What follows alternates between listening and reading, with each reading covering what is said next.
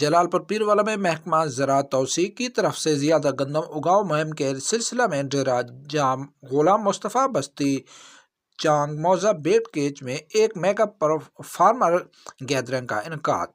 زیادہ گندم اگاؤ مہم کے عنوان سے منعقدہ سیمینار میں معززین علاقہ، سابقہ یونین کونسل چیئرمین اور زمینداروں کی کثیر تعداد نے شرکت کی۔ اس موقع پر عوامی نمائندگان نے زمینداروں کو محکمہ زراعت توسیع کی ہدایت پر عمل کرتے ہوئے زیادہ سے زیادہ رقبہ پر گندم کاشت کرنے کی ترغیب دی۔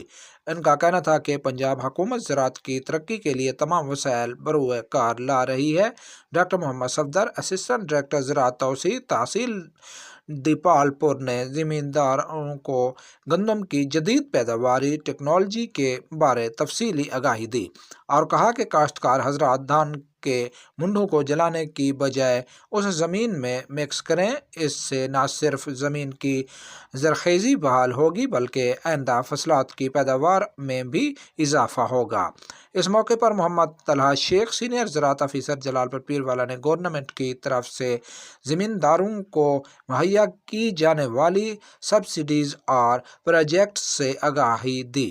انہوں نے خطاب کرتے ہوئے کہا کہ بلا سود قرضے، سبسڈی پر ٹریکٹر اور زیادہ رقبہ پر گندم کاشت کرنے والے زمینداروں کی حوصلہ افزائی کے لیے بذریعہ قرعہ اندازی لیزر لینڈ لیور اور ٹریکٹر کی فراہمی اس سلسلے کی ایک کڑی ہے۔